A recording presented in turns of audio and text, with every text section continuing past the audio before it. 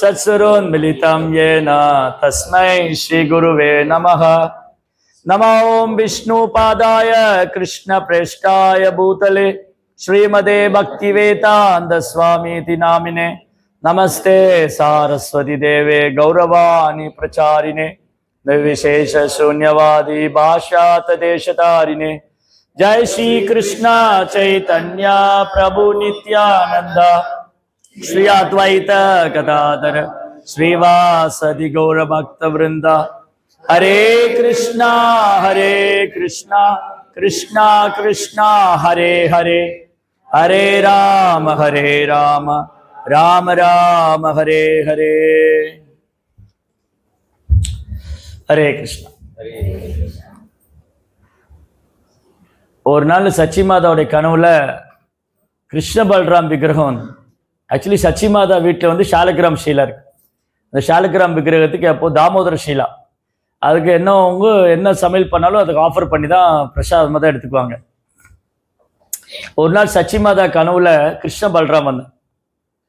கிருஷ்ண பல்ராம் கூட நித்யானந்தர் சண்டை போட்டுருக்கார்.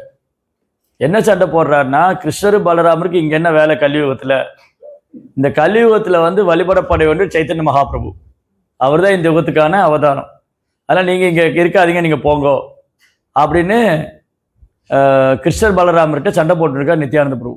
பலராமர் பிடிச்சி தள்ளுறாரு, இங்கே என்ன வேலை உனக்கு, உங்கள் லீலையெல்லாம் தாபர யுகத்தோடு முடிஞ்சு போயிடுது, உங்கள் லீலையெல்லாம் வந்து தாபர யுகத்தோடு முடிஞ்சுது, கலியுகத்தில் கௌரங்க மகாபிரபு தான் கௌர் நித்தாய், கலியுகத்தில் வர்ஷிப் பண்ணப்பட வேண்டியவங்க கௌர் நித்தாய்.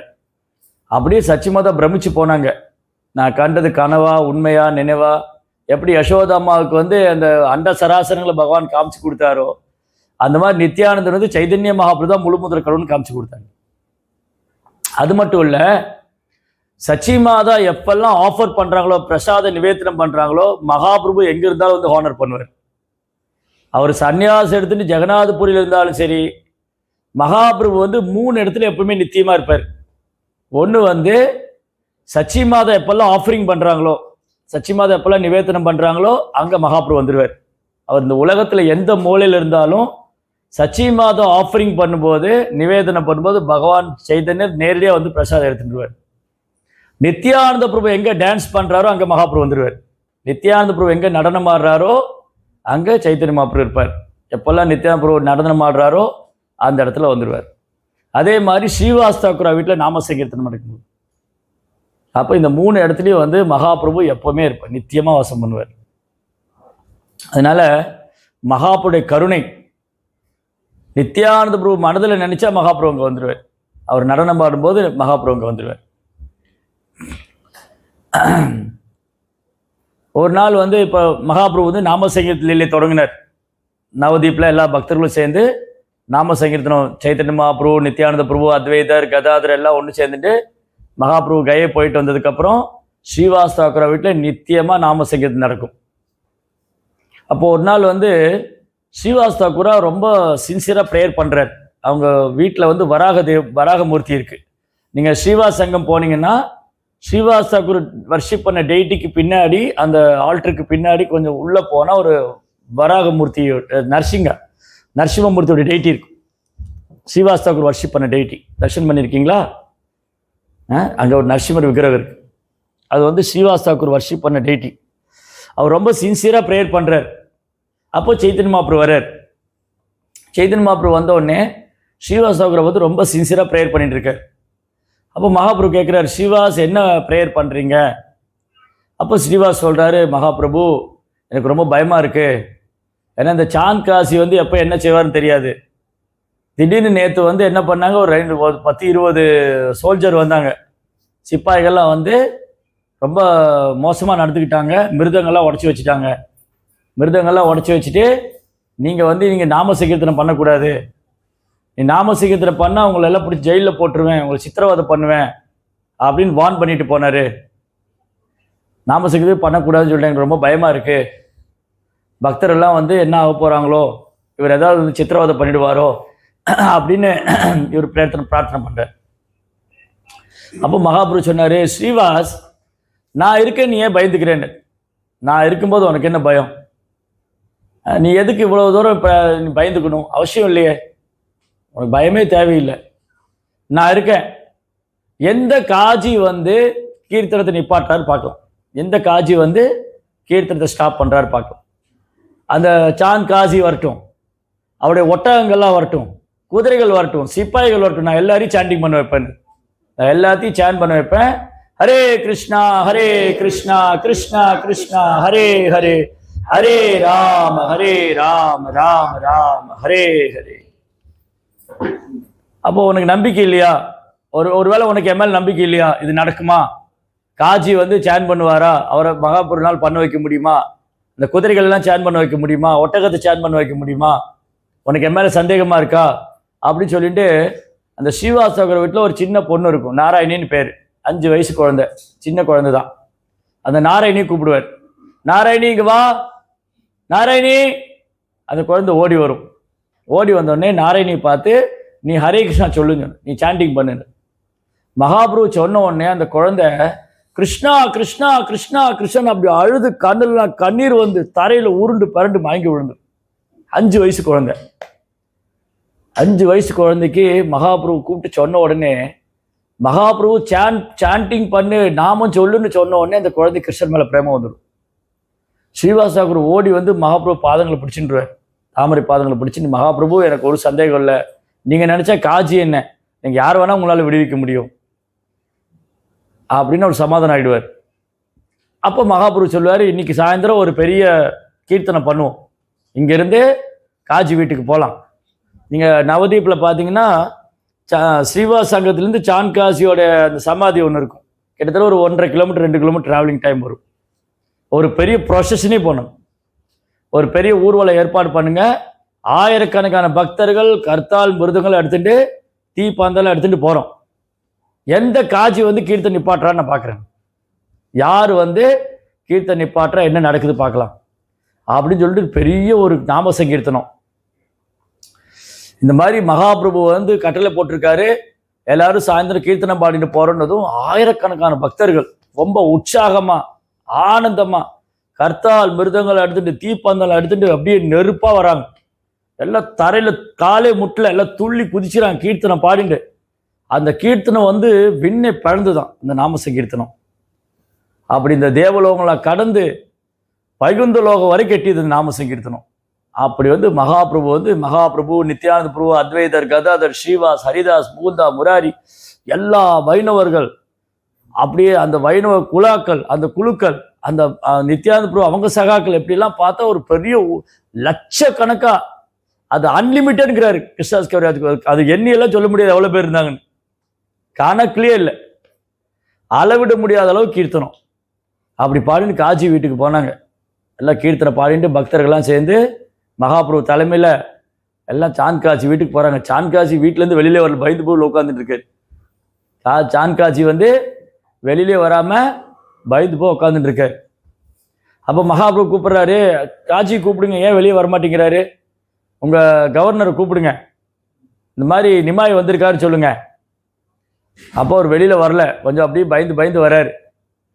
அப்போ மகாபிரபு கேட்குறாரு, காஜி உங்களுக்கு எனக்கு தெரியும், உங்களுக்கு இதில் வந்து இன்ட்ரெஸ்ட் கிடையாது, அதாவது நீங்கள் நாம சங்கீர்த்தம் நிப்பாட்டணுங்கிற எண்ணம் உங்களுக்கு கிடையாது. இவ்வளோ நாள் நடந்துட்டு தானே இருந்தது, இவ்வளோ நாள் நாம சங்கீர்த்தம் நடந்துட்டு தான் இருந்தது, நிப்பாட்டணுங்கிற எண்ணம் உங்களுக்கு கிடையாது, அப்புறம் ஏன் இப்படி செஞ்சீங்க?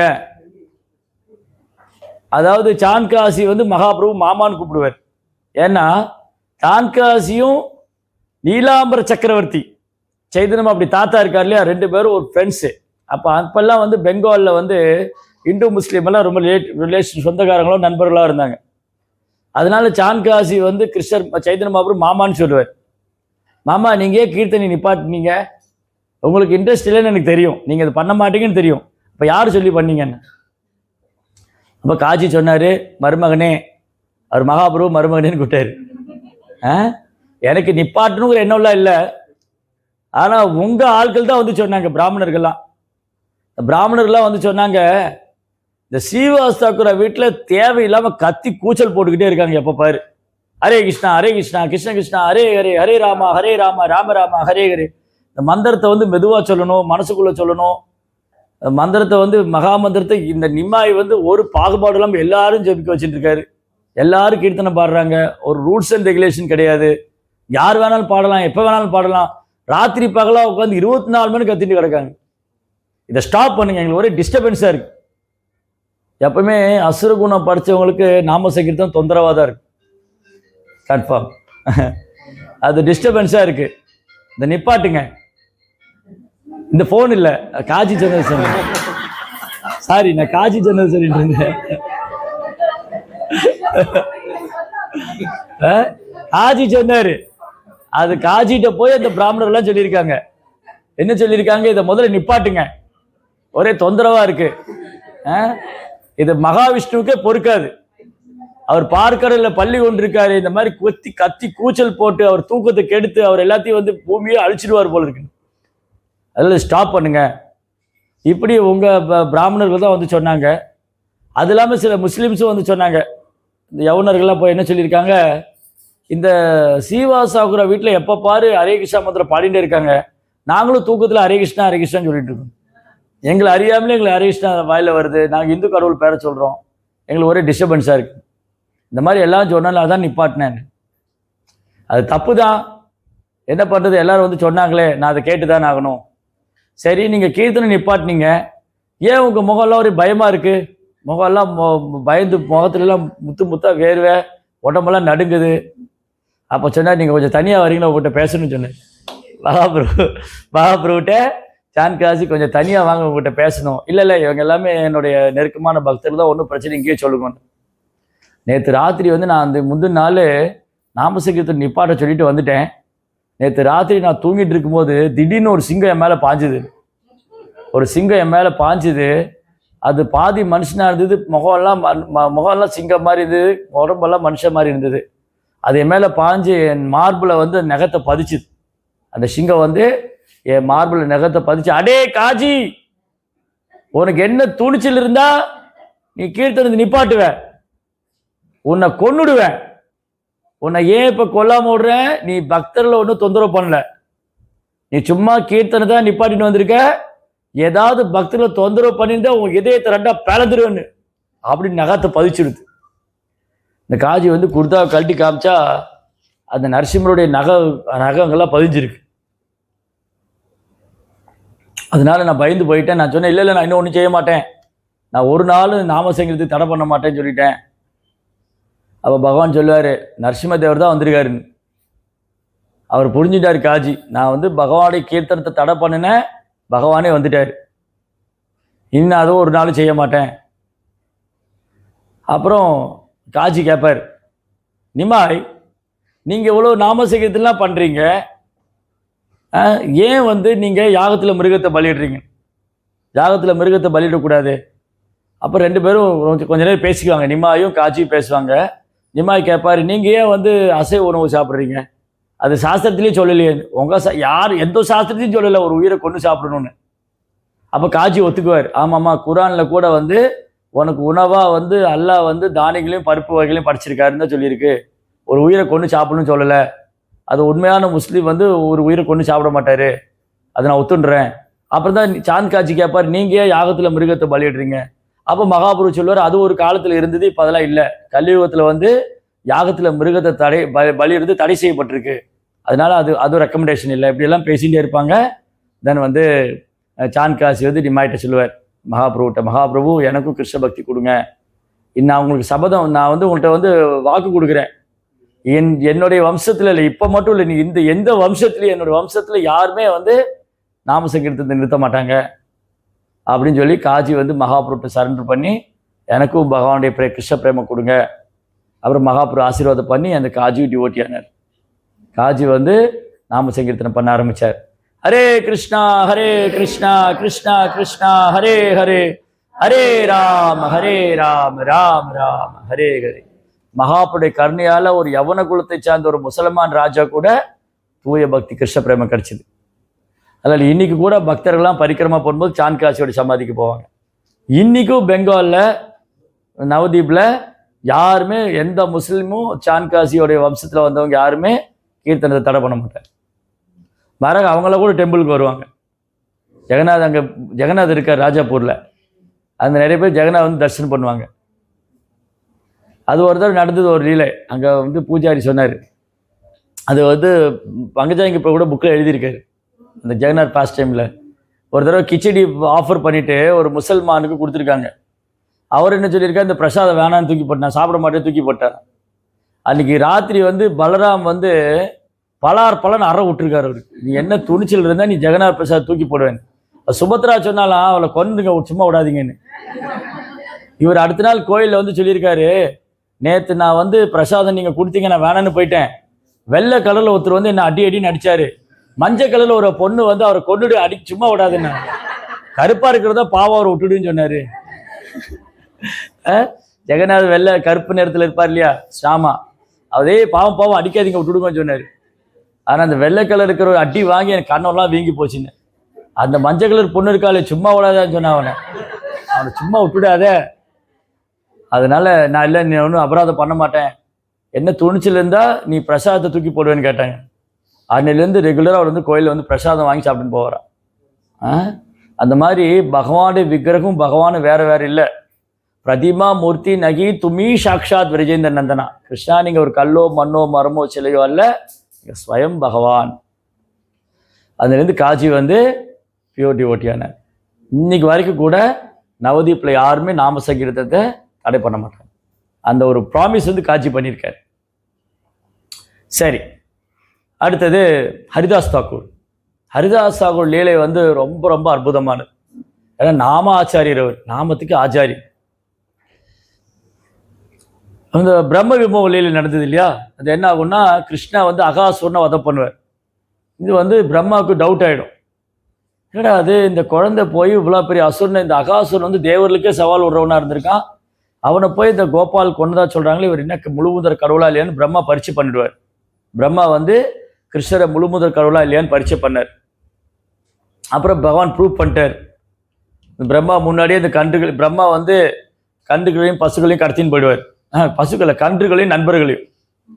அன்னைக்கு வந்து பல்ராம் பூர்ணிமா, அப்போ பல்ராம் போகல. ரோகிணி அம்மா என்ன சொல்லுவா, நீ வந்து பலராமா இன்னைக்கு நீ வந்து கோவர்த்தனை போக வேண்டாம், எங்கே இரு, உனக்கு நான் வந்து அபிஷேகம்லாம் பண்ணி உனக்கு பிரசாதம்லாம் கொடுக்கணும், குளிக்கெல்லாம் வைக்கணும்னு சொல்லிட்டு பல்ராம பிடிச்சி வச்சுட்டாங்க. கிருஷ்ணரும் நண்பர்கள் மட்டும் கன்றுகளை கூட்டிகிட்டு போயிருக்காங்க. அப்போ என்ன பண்ணாங்க, அது வனபோஜனம். கிருஷ்ணர் நடுவில் உட்காந்துட்டு பக்தர்கள்லாம் எடுத்து இந்த கோபர்கள்லாம் எடுத்து பிரசாதம் கொடுக்குறாங்க. அது ரொம்ப அழகான லீலை நடந்துட்டு இருக்கு. இந்த கண்ணுக்குட்டிலாம் ரொம்ப தூரம் போயிடுது. அப்போது பிரம்மா என்ன பண்ணால் அந்த கண்ணுக்குட்டிலாம் கடத்தின்னு போயிட்டார்.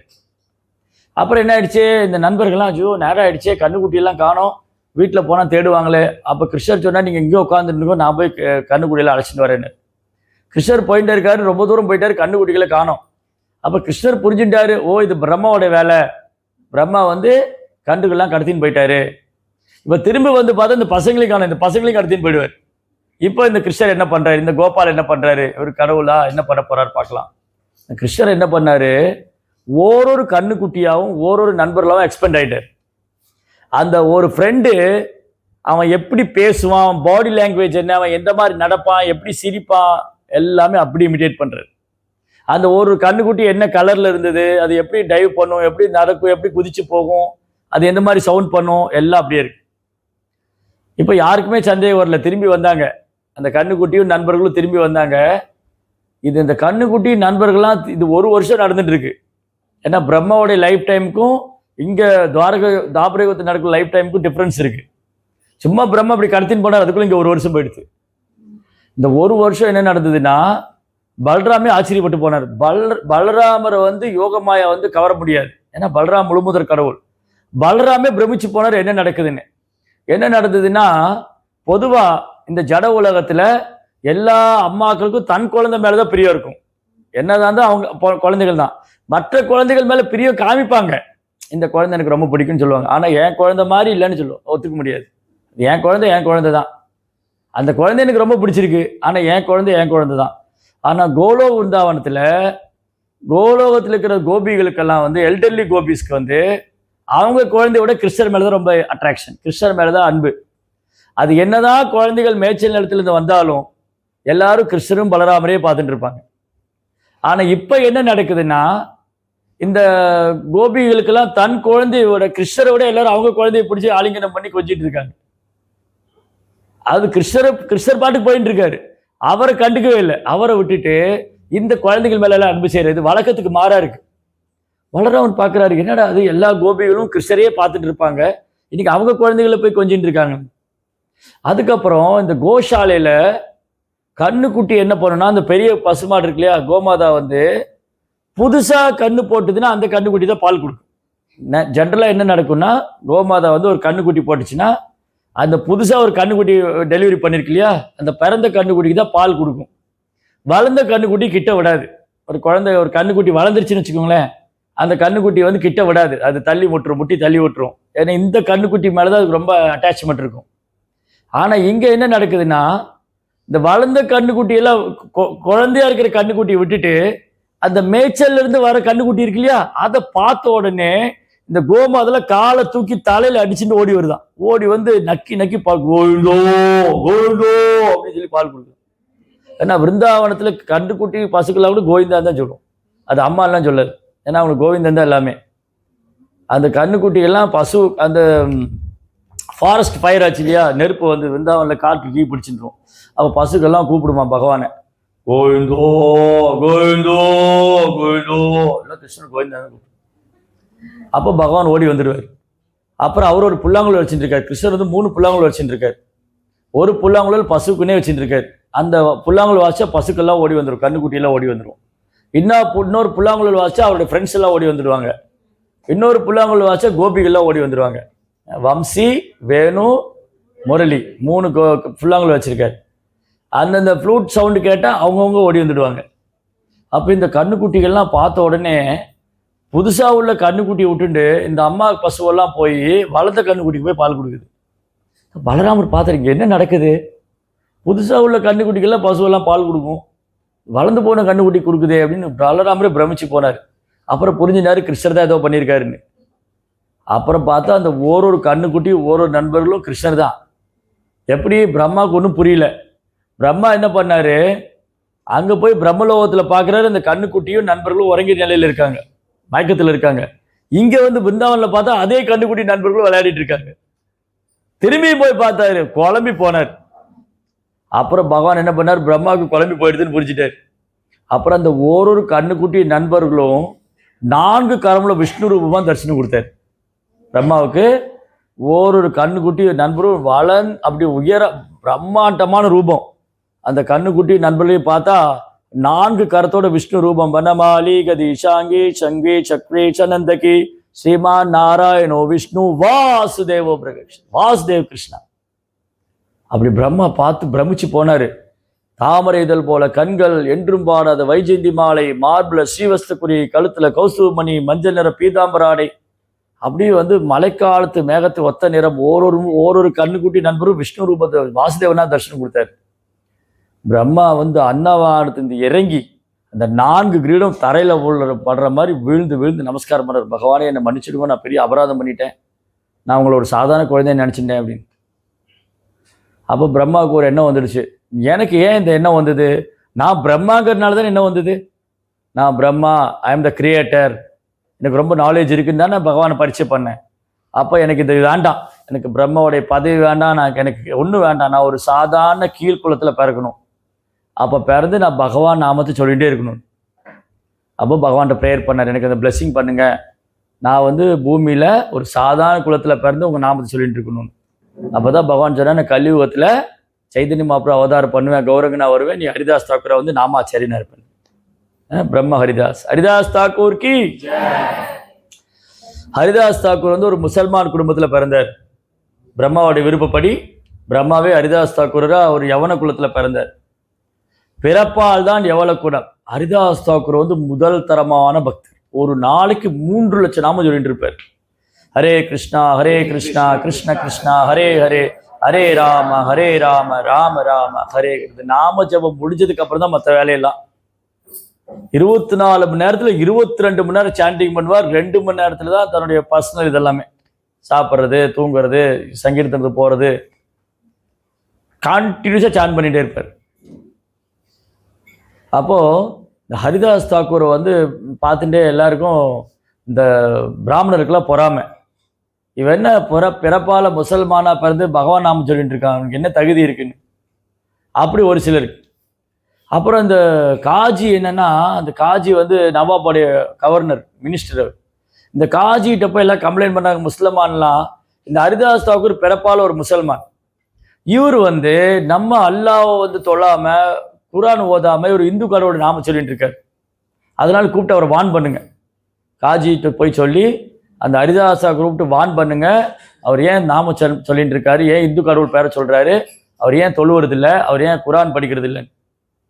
அப்போ காஜி கூப்பிட்டாங்க ஹரிதாஸ் தாக்கூரை கூப்பிட்டு, ஹரிதாஸ், உனக்கு முதல்ல பேரே ஹரிதாஸ் இல்லை, நீ இப்ராஹிம், நீ பேரை மாத்தினா அவர் பேர் இப்ராஹிம், நீ பேரை மாத்திட்டு ஹரிதாஸ்ன்னு வச்சுன்னு ஏன் நீ இந்து கடவுள் பேரை சொல்லிட்டு இருக்க, ஏன் நீ வந்து குரான் ஓதுறது இல்லை. இப்போ ஹரிதாஸ் சொன்னாரு, கடவுள் ஒருத்தர் தான், அவர் முழுமுதற் கடவுள், அவரை சிலர் அல்லான்னு வழிபடுறாங்க, உதான்னு சொல்றாங்க, சிலர் கிருஷ்ணான்னு சொல்றாங்க, ராமான்னு சொல்றாங்க. எனக்கு வந்து பகவான் கிருஷ்ணர் அவருடைய நாமம் இது வந்து என்னால் நிறுத்த முடியாது. பகவானை வந்து நீங்கள் ஹுதான்னு சொல்லி தொழறீங்க, நான் ஹரே கிருஷ்ணான்னு சொல்லிட்டு இருக்கேன். ஸோ அதனால் என்னால் சாண்டிங் பண்ணாமல் இருக்க முடியாது, என்னால் வந்து ஜபம் பண்ணாமல் இருக்க முடியாது.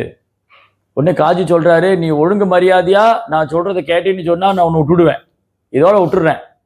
நீ வந்து அந்த நாமத்தை சொல்லாமல் ஒழுங்காக நீ தொழுகை பண்ணிட்டு பேசாமல் இருக்கணும், இல்லை உனக்கு சிவியர் பனிஷ்மெண்ட் இருக்கணும், உனக்கு கடுமையான தண்டனை இருக்குன்னு. அப்போ ஹரிதாஸ் சொன்னார், நீங்கள் என்ன வேணாலும் செய்யுங்க, நீங்கள் என்ன பண்ணாலும் சரி, நான் வந்து பகவான் நாமத்தை நிப்பாட்ட மாட்டேன். நீங்கள் வந்து என்னை வந்து கொல்லலாம், என்னை வெட்டலாம், என்னை நீங்கள் வெட்டுனீங்கன்னா, என் உடம்பை நீங்கள் வெட்டுனா, அந்த நீங்கள் வெட்டின ஓரொரு துண்டு இருக்கு இல்லையா, இந்த உடம்பு கை காலை நீங்கள் வெட்டினா அந்த ஓரொரு துண்டு வந்து என்ன சொல்லணும், ஹரிதாஸ் பகவான் நாமத்தை சொல்லணும், ஹரே கிருஷ்ணா கிருஷ்ண கிருஷ்ணா ஹரே ஹரே, ஹரே ராம ராம ராம ஹரே ஹரே.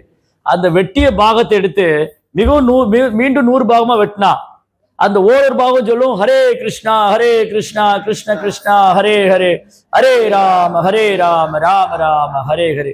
அந்த 100 பாகமா வெட்டின துண்டு எடுத்து விதி ஒரு 1000 பாகமா துண்டு துண்டா வெட்டினா அந்த ஓரொரு பீஸும் அந்த ஓரொரு பாகம் சொல்லும், ஹரே கிருஷ்ணா கிருஷ்ண கிருஷ்ணா ஹரே ஹரே, ஹரே ராம ராம ராம ஹரே ஹரே. என்னனாலும் செஞ்சுக்கோ. அந்த அளவுக்கு ஒரு ஹோலி நேம் மேல அட்டாச்மெண்ட் இருக்கு, அந்த அளவுக்கு ஹோலி நேம் மேல டேஸ்ட். நீங்க என்ன பண்ணாலும், என்ன கொன்னாலும் சரி, துண்டு துண்டா வெட்டினாலும் சரி, என்னால நாமத்தை நிப்பாட்ட முடியாது. அப்ப காஜி சொன்னாரு, சோல்ஜர்ஸ் கூப்பிட்டு இவரை நீங்க மார்க்கெட் கூட்டிட்டு போங்க, அங்க வந்து 22 மார்க்கெட் பிளேஸ் இருக்கு, அங்க போய் உன்னை ஹரிதாஸ் வந்து சவுக்காலே அடிங்க, சாட்டையாலே அடிங்க, உயிரோட ஒழுங்கா நிப்பாட்டினா உயிரோட விடுங்க, எல்லாம் அடிச்சே கொண்டுடுங்க. இவங்க கூட்டின்னு ஹரிதாஸ் கூட்டின்னு போய் மார்க்கெட்ல வச்சு சவுக்கால் அடிக்கிறாங்க. அங்க பக்தர்கள்லாம் அழறாங்க, ஹரிதாஸ் என்ன பாவம் பண்ணாரு, அவர் சாண்டிங் தானே, நாமம் தானே சொன்னாரு, அது ஒரு பெரிய குற்றமா, அவரை போட்டு இப்படி கொடுமைப்படுத்துறாங்களே, பகவானே எப்படியா ஹரிதாஸ் சாகரை காப்பாத்துன்னு இல்லை பகவான் ப்ரேயர் பண்றாங்க. பொறாமைக்காரங்களும் ரொம்ப சந்தோஷம், நல்லது வேணும், இந்த ஹரிதாஸுக்கு வந்து நல்ல பாடம், அது அடி வாங்கணும். எல்லாரும் ஒரு பக்கம் சந்தோஷப்படுறவங்க இருக்காங்க, ஒரு பக்கம் வருத்தப்படுறவங்க இருக்காங்க, பக்தர்கள்லாம் அழுதுட்டு இருக்காங்க, பொறாமைக்காரங்களாம் சந்தோஷப்பட்டு இருக்காங்க. ஆனா வரலாற்றுல வந்து இந்த காட்சியோடைய ஆர்டர் வந்து 2 மார்க்கெட் மேல அடி வாங்கி ஒருத்தர் உயிரோடு இருந்தது இல்லை. ஹரிதாஸ் தாக்கூரை வந்து கூட்டின்னு போய் அடிச்சுட்டு அவர் சிரிச்சுட்டே இருக்காரு, அவர் பாட்டுக்கு சாண்டிங் பண்ணிட்டே இருக்காரு. இவங்க அடிக்கிற அடியில அந்த தோலெல்லாம் பிஞ்சிரும் போல இருக்கு, அப்படி அடிச்சாலும் ஹரிதாஸ் அந்த பொருள்படுத்தாம சாண்ட் பண்ணிட்டே இருக்காரு. 22 மார்க்கெட்ல கூட்டிட்டு போய் அடிச்சாச்சு, ஹரிதாஸ் டயர்டாகவே இல்லை, இவன் அடிச்சு இவன் கையெல்லாம் வலிச்சு போய் இவன் கீழே விழுந்துட்டான். சவுக்கால் அடித்தவங்க கீழே விழுந்துட்டு அவங்க சொல்கிறாங்க, ஹரிதாஸ் நீங்கள் வந்து காஜி வந்து உங்களை கொல்ல சொல்லி எங்களுக்கு கட்டளை கொடுத்தாரு, உங்களை வந்து எங்களால் கொல்ல முடியல, இப்போ எங்களுக்கு புரியுது நீங்கள் யாருன்னு, நீங்கள் வந்து ஒரு சாதாரண நபர் அல்ல, நீங்கள் ஒரு மகா புருஷர், நீங்கள் ஒரு மகா பாகவதர், நாங்கள் பெரிய அபராதம் பண்ணிட்டோம், எங்களால் உங்களை கொல்ல முடியல, ஆனால் காஜி எங்களை கொன்னுடுவார், காஜி என்ன பண்ணுவார், நாங்கள் உங்களை கொல்லாமல் விட்டோன்னு சொல்லி எங்களை கொன்னுடுவார் அப்படின்னு இவங்கெல்லாம் இந்த சிப்பாயெல்லாம் அழுறாங்க, இந்த சோல்ஜர்ஸ் எல்லாம். அப்போ ஹரிதாஸ் சொன்னார், என்ன நான் உடலை விடணுமா, அவ்வளோதானே, நான் இறந்து போகணும் அவ்வளோதானே. அங்கேயே உட்காந்துட்டார், அந்த இடத்துல உட்காந்துட்டு பகவானை நினச்சிட்டு ஹரே கிருஷ்ணா கிருஷ்ண கிருஷ்ணா ஹரே ஹரே, ஹரே ராம ராம ராம ஹரே ஹரே. அப்படி பகவானை நினச்சிட்டு என்ன பண்ணார் ஹரிதாஸ் தாக்கூர், அப்படி சமாதியில் போயிட்டார், சமாதி நிலையில் போயிட்டார். அப்போ இவங்களே என்ன நினைச்சாங்க, ஹரிதாஸ் சாகு செத்து போயிட்டாரு, உடலை விட்டுட்டாருன்னு சொல்லிட்டு இந்த காவலாளிகளை ஓடி போய் நவாப்கிட்ட சொல்றாரு, அந்த காஜிட்ட, ஹரிதாஸ் சாகு செத்து போயிட்டாரு. ஓ வெரி குட், அவன் நான் சொல்ல பேச்ச கேட்டிருந்தா உயிரோடு இருந்துக்கலாம். இப்போ பாருங்க, இதான் எல்லாத்துக்கும் பாடம். யாரெல்லாம் வந்து இந்த நம்முடைய காஜிக்கு எதிராக நடக்கிறாரோ அவங்களுக்கு இதுதான் தண்டனை. அவங்கவுங்க கடவுளை ஒழுங்கா வழிபடணும். அதை விட்டுட்டு இங்க யாராவது மாற்று பிரச்சாரம் பண்ணா இதுதான் பனிஷ்மெண்ட். ஹரிதாஸ் தாக்கூரை வந்து குரான் ஓதாம நாமம் சொல்லிட்டு இருந்தாரு, அவருக்கு இதான் பனிஷ்மெண்ட். அதனால என்ன பண்ணுங்க, அவரை கொண்டு போய் எரிக்க சொல்லுங்க. ஹரிதாஸ் தாக்கூர் பாடியை வந்து எரிச்சிடுங்க. உடனே இந்த பிராமணர்லாம் வந்து சொன்னாங்க, நோ நோ நோ, ஹரிதாஸை எரிக்க விட மாட்டோம் நாங்க, ஏன்னா அவர் பிறப்பால் ஒரு முசல்மான், எப்படி நீங்க எரிக்க விடுவீங்க, நாங்க எரிக்க விட மாட்டோம், அதுக்கு இடம் கொடுக்க மாட்டோம் அப்படின்னு பிராமணர்லாம் வந்து தகராறு பண்றோம். தென் அதுக்கப்புறம் சரி எதிக்க வேண்டாம், அவரை புதைச்சிருக்கோம்னா முசல்மான்லாம் வந்துட்டாங்க, இல்ல அவரை புதைக்க நாங்கள் அனுமதிக்க மாட்டோம், இடம் கொடுக்க மாட்டோம், ஏன்னா அவர் முசல்மானா பிறந்து இந்து கடவுளை பேர் சொல்லிட்டு இருந்தார், இப்ப எரிக்க விட மாட்டோம் புதைக்க விட மாட்டோம்ட்டாங்க. அப்ப காஜி சொன்னார், தூக்கி கங்கையில போடுங்க, ஹரிதாஸ் தூக்கி கங்கையில போடுங்க, முதலைகள்லாம் இருக்கிற இடத்துல போடுங்க, முதலையெல்லாம் கடிச்சு புதறட்டும், அந்த பாடி வந்து முதலையெல்லாம் கடிச்சு பீஸ் பீஸ் ஆகட்டும், கொண்டு போய் கங்கையில போய் முதலைகள் இருக்கிற இடத்துல போட்டு வந்துருக்கணும். அப்ப என்ன பண்ணாங்க, ஹரிதாஸ் அவருடைய பாடி எடுத்துன்னு போய் தூக்க முடியல, அவரை நான் உட்காந்து சமாதி நிலையில் இருக்காரு, இந்த முட்டாள்கள் நினைச்சிட்டாங்க அவர் செத்து போயிட்டாருன்னு.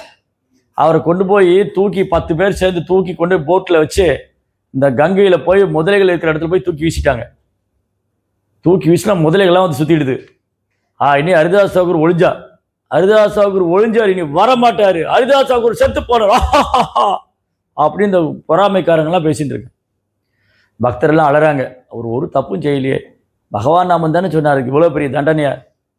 அன்னைக்கு சாயந்தரம் எந்த மார்க்கெட்ல வந்து ஹரிதாஸ் தாக்கூரை சவுக்கால் அடிச்சாங்களோ அதே மார்க்கெட்ல நடந்து சாண்டிங் பண்ணிட்டு போறாரு, ஹரே கிருஷ்ணா கிருஷ்ண கிருஷ்ணா ஹரே ஹரே, ஹரே ராம் ராம் ராம் ஹரே.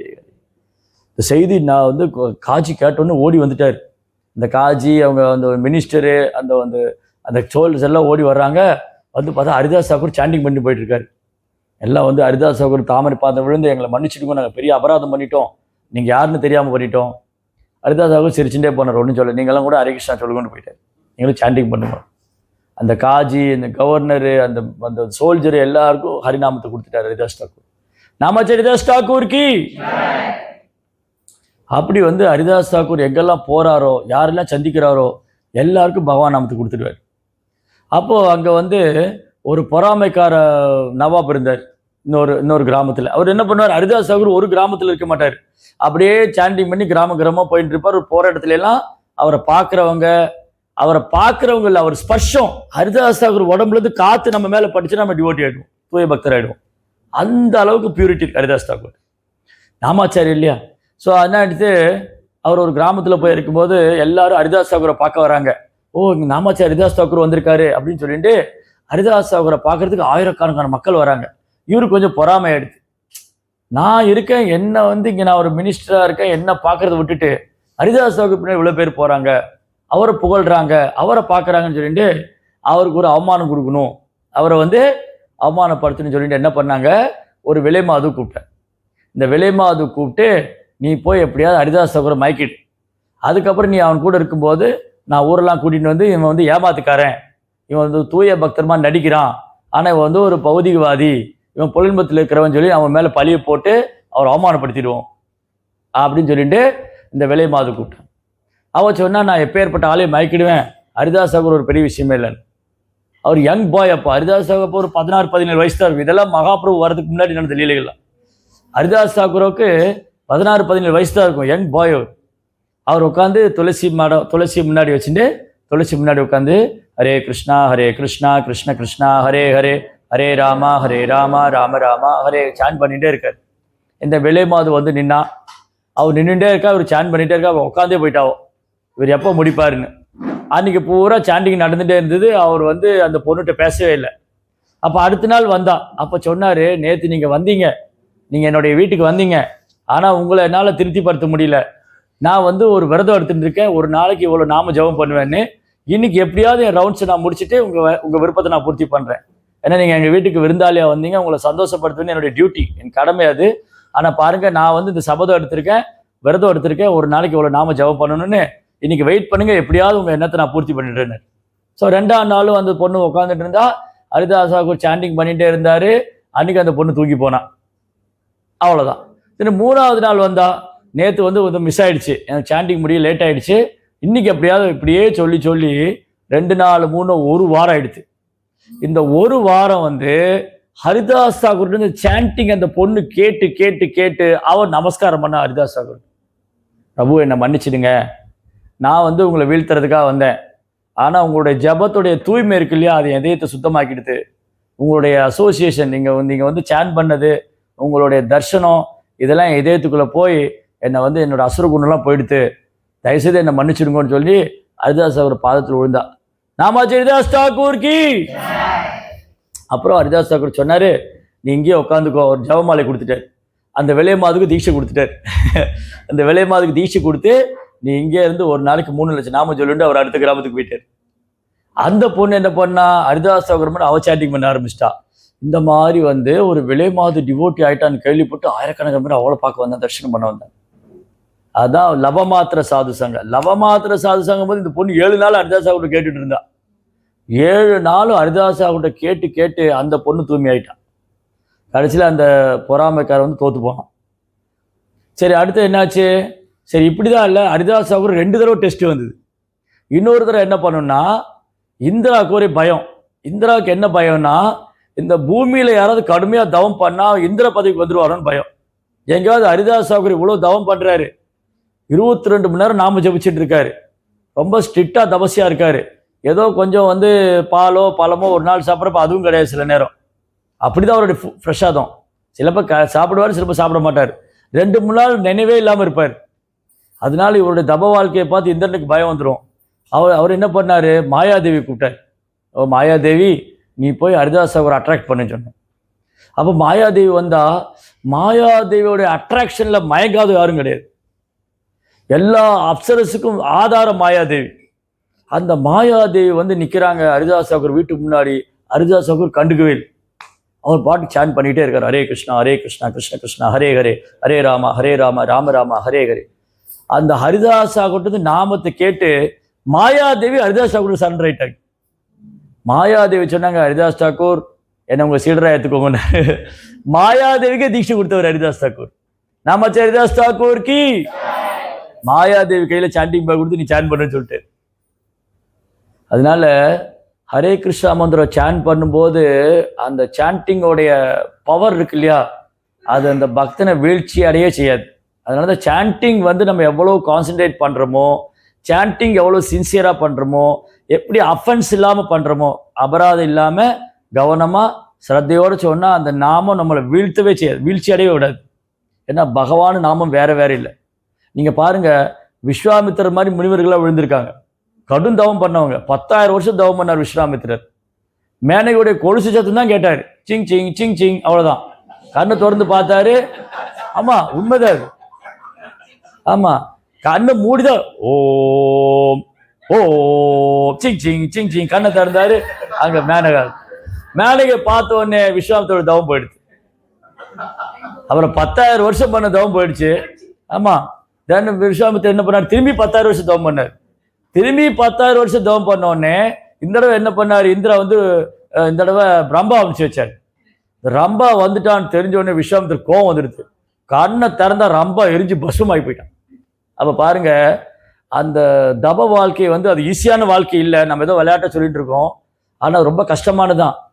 சாப்பிடாம தூங்காம மனசு கட்டுப்படுத்தி புலன்களை கட்டுப்படுத்தி தனி ஒரு இடத்துல போய் பிரம்மத்தை தியானம் பண்ணி இவ்வளவு எஃபர்ட்டும் ஒரு செகண்ட்ல போயிடும். காரணம் அது வந்து செயற்கையான முறை, ஆர்டிஃபிஷியலா மைண்ட். மனமே நீ எதையும் நினைக்காத, எதையும் நினைச்சிடாத ஓ அப்படி கண்ட்ரோல் பண்ணி இருக்கிறது. பட் ஆனால் மைண்டை பிடிச்சி நிறுத்த முடியாது, அது வீழ்ச்சும் காற்றை விட வேகமா போன்னு சொல்றாரு அர்ஜுனன். ஆனா அது ஏன்னா அது ஆர்டிஃபிஷியல் மெத்தடு. ஆனா ஹரே கிருஷ்ணா மந்திரா சாண்டிங் இருக்கு இல்லையா, அந்த சாண்டிங் வந்து is not artificial, it's spiritual. ஏன்னா மகாமந்திரமும் கிருஷ்ணரும் வேற வேற இல்லை. அதனால மகாமந்திரம் சொன்னதுனால ஹரிதாஸ் தாக்கூர் ப்ரொடெக்ட் பண்ணப்பட்டார். கிருஷ்ணா அங்க இருக்காரு ஹரிதாஸ் தாக்கூர் கூட. அந்த ஹோலி நேமோட அசோசியேட் பண்ணதுனால ஹரிதாஸ் தாக்கூர் ஃபால் டவுன் ஆகல. ஆனா விஸ்வாமித்திராவது பரவாயில்ல, அவர் வந்து காட்டுல தவம் பண்ணார். சௌபரி முனி தண்ணிக்கு அடியில போய் தவம் பண்ணிட்டு இருந்தார். யமுனா நதிக்கு அடியில போய் கடுமையா தவம் பண்ணிட்டு இருந்தார் சௌபரி முனி. அப்போ ரெண்டு கண்ணை திறந்து போக 2 மீன் என்ஜாய் பண்ணிட்டு இருந்தது. இதை பார்த்தோன்னே அவர் நினைச்சாரு, என்னடா வாழ்க்கை இது, ஒரு மீன் அனுபவிக்கிறது நான் கூட அனுபவிக்கலன்னு. யமுனிலிருந்து மேல வந்தார். யமுனிலிருந்து மேல வந்து நேரா அந்த மதுராவுடைய ராஜா கிட்ட போனார். நான் வந்து அந்த ராஜாவுக்கு 9 பொண்ணு இருந்தான். அந்த ராஜாவுக்கு வந்து 9 பொண்ணு. அவ்வளோ ராஜகுமாரி. ராஜகுமாரின்னு அவ்வளோ அழகு 9 பொண்ணும். இந்த சௌபரி முனி போய் எனக்கு வந்து உங்க பொண்ணை கல்யாணம் பண்ணி வேண்டாம். அவர் சொன்னாரு, ஏப்பா நீ ரொம்ப முனிவரா இருக்க, உடம்பெல்லாம் தவம் பண்ணி தளர்ந்து போச்சு, உன் முகம்லாம் சுருங்கி போச்சு, தாடியெல்லாம் வச்சிருக்க, ஜடாமுடி வச்சு, உன்னை எந்த பொண்ணு கல்யாணம் பண்ணுவான்? நான் வேணா ஒன்று பண்றேன், 9 பொண்ணையும் கூப்பிடுறேன், உன்னை யார் பிடிச்சிருக்கோ கல்யாணம் பண்ணிட்டு. அவர் நினைச்சாரு, இந்த ஆளை யார் கல்யாணம் பண்ண போறேன்? இல்லையா, யாராவது ஒரு முனிவர் கூட போய் குடும்பம் நடத்துவாங்களா? உடம்பெல்லாம் சுருங்கி போய் தளர்ந்து போய் எலும்பு தோலுமா, தாடியெல்லாம் வச்சு ஜடமுடியெல்லாம் வச்சு எலும்பு கூடுதான் இருக்கு. அப்ப சொன்னாரு, நான் 9 பொண்ணையும் கூப்பிடுறேன், உனக்கு யாரை பிடிச்சிருக்கோ உன்னை கல்யாணம் பண்ணிக்கிட்டு. அதுக்குள்ள சௌபரி முனி என்ன பண்ணாரு, இந்த 16 வருஷம் தவம் பண்ணதை வச்சு தன்னை ஒரு இளைஞனா மாத்திட்டாரு. ஒரு யாங்ஸம் ஹேண்ட்ஸம் மேன் ஆயிட்டாரு. இந்த 9 பொண்ணு பார்த்தா 9 பொண்ணு கல்யாணம் பண்ணிக்கிறேன்ட்டான். இந்த 9 பொண்ணுகளை பிடிச்சு போயிடுது. இந்த மாதிரி 10,000 வருஷம் இந்த அப்பதான் யோசிச்சு, ஐயோ என் தவம் போயிடுத்தேன்னு. 10,000 வருஷம் இந்த பொண்ணுகள் கூட இருந்தார். அதனால இந்த ஆர்டிஃபிஷியலா பண்ற மெத்தட் இருக்கு இல்லையா, ஞான யோகா, தியான யோகா, அஷ்டாங்க யோகா, இது கஷ்டமானது மட்டும் இல்ல, இது செயற்கையானது மட்டும் இல்ல, அதுல வீழ்ச்சி அடைய வாய்ப்பு இருக்குன்னு கிருஷ்ணர் சொல்றாரு. கிளேஷோ அதிகரஸ்தேசாம் அவ்யக்தா சத்தன். அந்த அந்த பாதையில போனாலும் கிருஷ்ணரை அடையலாம், ஆனா ரொம்ப கஷ்டம். ஆனா பக்தி யோகத்துல வந்து ரொம்ப சுலபம். சுசுகம் கர்த்தும் அவ்யயம்னார். சுசுகம் கர்த்தும் அவ்யயம், அழிவற்றது, பயில்வதற்கு மிகவும் இனிமையானது. யார் தான் விரும்ப மாட்டாங்க? அதனால ஹரிதாஸ் தாக்கூரா வீழ்ச்சி பண்ணவே முடியல. 2 தடவை டெஸ்ட் வச்சது, 2 தடவை ஹரிதாஸ் தாக்கூரை வந்து ஒன்றும் பண்ண முடியல. ஹரிதாஸ் தாக்கூர் வந்து சில நேரம் வந்து ஒரு குகைக்குள்ள போய் ஜெபம் பண்ணிட்டு இருப்பார். சரி, வெளியில எல்லாம் வந்து யாராவது வருவாங்க போவான்னு குகையில போய் ஜெபம் பண்ணிட்டு இருப்பார். அவர் ஒரு குகையில ஜெபம் பண்ணிட்டு இருக்கும்போது அந்த குகைக்குள்ள ஒரு பெரிய பாம்பு இருந்தது, மலைப்பாம்பு.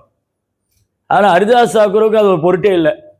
அவர் பாட்டுக்கு, நான் இந்த குகையில இருக்கேன், எனக்கு வாழ உரிமை இருக்கிற மாதிரி அதுக்கு உரிமை இருக்கு, நான் என் இடத்துல இருக்கேன், அது இடத்துல இருக்கு.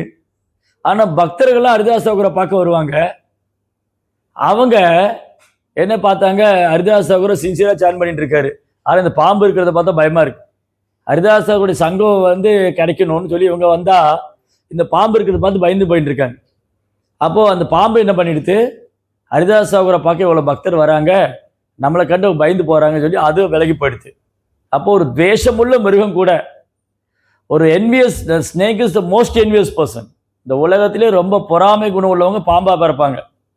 யாருக்கு ரொம்ப பொறாமை இருக்கோ அது பாம்பா தான் இருக்கும். நீங்க பாருங்க, இந்த பசுக்கெல்லாம் கூட்டமா வரும், எறும்பு கூட்டமா வரும், ஏன் பக்தர்கள் கூட கூட்டமா போவாங்க. ஆனா பாம்பு தனியா தான் வரும். எந்த பாம்பாவது கூட்டமா வந்திருக்கா? ஏன்னா அதுக்கு தனியா தான் இருக்க பிடிக்கும். ஏன்னா அதுக்கு பொறாமை ஜாஸ்தி. அப்படி உள்ள பொறாமை கொண்ட ஒரு ஜந்து, ஒரு உயிரினம் கூட ஹரிதாஸோடைய சங்கத்தினால என்ன நினைச்சது, நம்ம யாருக்கும் துன்பம் பண்ணக்கூடாதுன்னு விலகி போயிடுது. அதுதான் பக்தருடைய மகிமை, தூய்மை. இந்த ஹரிதாஸ் தாக்கூரை வந்து இந்த மார்க்கெட்ல அடிச்சாங்கன்னு சொன்னேன் இல்லையா, அதுக்கு முன்னாடி ஹரிதாஸ் தாக்கூரை ஜெயிலில் போட்டுருவாங்க. ஹரிதாஸ் தாக்கூரை பிடிச்சி ஜெயிலில் போட்டாங்க. அதுக்கப்புறம் தான் வார்ன் பண்ணாங்க, நீ ஒழுங்கா விட்டா உன்னை ரிலீஸ் பண்ணிடுவேன்னு. அது மாதிரி ஹரிதாஸ் தாக்கூர் ஜெயிலுக்குள்ள வர போறான்னு அதுக்கு முன்னாடியே கொஞ்சம் பக்தர்களை பிடிச்சி ஜெயிலில் போட்டு தான் நவாப் ரோட்ல கீர்த்தனம் பாடிட்டு போனாங்க, அது மாதிரி ஹரிநாம சொன்னாங்கன்னு சொல்லி அவங்கள பிடிச்சி ஜெயிலில் போட்டிருப்பார். இவங்க வந்து ஜெயிலுக்குள்ள மாட்டிக்கிட்டாங்க, வெளியில போக முடியாம. அப்ப இவங்க பிரேயர் பண்ணிட்டு இருக்காங்க, எப்படியா ஜெயிலை விட்டு போயிடணும்னு. அப்ப இவங்க கேள்விப்பட்டாங்க ஹரிதாஸ் தாக்கூர் ஜெயிலுக்குள்ள வரப்போறாரு. அப்ப இவங்க ரொம்ப சந்தோஷம், நாமாச்சாரியர் ஹரிதாஸ் தாக்கூரை பார்க்கறது எவ்வளவு பெரிய பாக்கியம், அவர் ஜெயிலுக்குள்ள வராருன்னு போது ரொம்ப சந்தோஷமா இருந்தாங்க. ஹரிதாஸ் தாக்கூர் ஜெயிலில் போட்டோடனே ஹரிதாஸ் தாக்கூர் வந்தோடனே இவங்களாம் ஹரிதாஸ் தாக்கூருக்கு நமஸ்காரம் பண்ணிட்டு, பிரபு எங்களை ஆசீர்வாதம் பண்ணுங்க, எங்களை ஆசீர்வாதம் பண்ணுங்க. அவர் என்ன ஆசீர்வாதம் கொடுத்தாரு, நீங்க ஜெயிலுக்குள்ளேயே இருக்கும்னு சொன்னார். இவங்களுக்கெல்லாம் ஒரே தூக்கி வாரி போட்டுருது. இவங்க என்ன நினைச்சாங்க, ஹரிதாஸ் தாக்கூர் நீங்களாம் சீக்கிரமா விடுதலை ஆகி போயிடுவீங்கன்னு சொல்லுவார்னு நினைச்சா அவங்க ஜெயிலுக்குள்ள இருக்குன்னு சொல்லிட்டாரு. இவங்களுக்கெல்லாம் ஒன்றும் புரியல, ஒருத்தர் பார்த்துக்கிறாங்க, முழிக்கிறாங்க.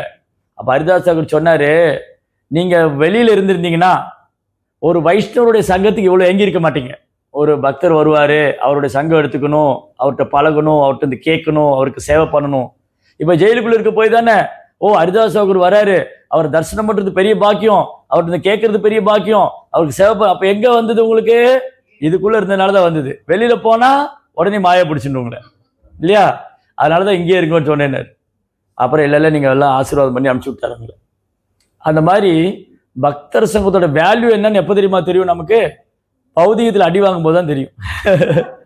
பிரசாதோட அருமை எப்போ தெரியும்? பிரசாதோட அருமை எப்போ தெரியும்? டிராவலிங் பண்ணும்போது தெரியும். யாராவது பிரசாதம் கொடுக்க மாட்டாங்களான்னு இல்லையா? பிரசாதத்தோட அருமை டிராவலிங் பண்ணும்போது தெரியும். பக்தருடைய அருமை பௌதிகத்தில் அடி வாங்கும் போது தான் தெரியும். ஜோ பக்தர் சங்கத்திலே பேசாமல் இருந்திருக்கலாமே. அதனால தான் ப்ரோப்பா என்ன சொன்னாரு? Spiritual life is difficult, spiritual life is difficult, material life is impossible. இப்போ எதை நம்ம சூஸ் பண்ணிக்கணும்? பௌதிக வாழ்க்கை சாத்தியம் இல்லை, ஆன்மீக வாழ்க்கை கஷ்டம். இப்போ எதை சூஸ் பண்ணணும்?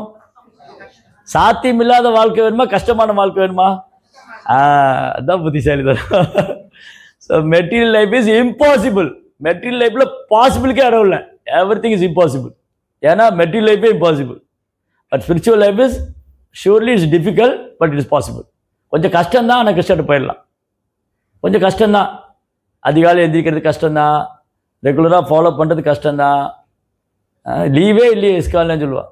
இந்த ஞாயிற்றுக்கிழமை கூட வச்சு லீவே கொடுக்க மாட்டீங்க பாருங்க.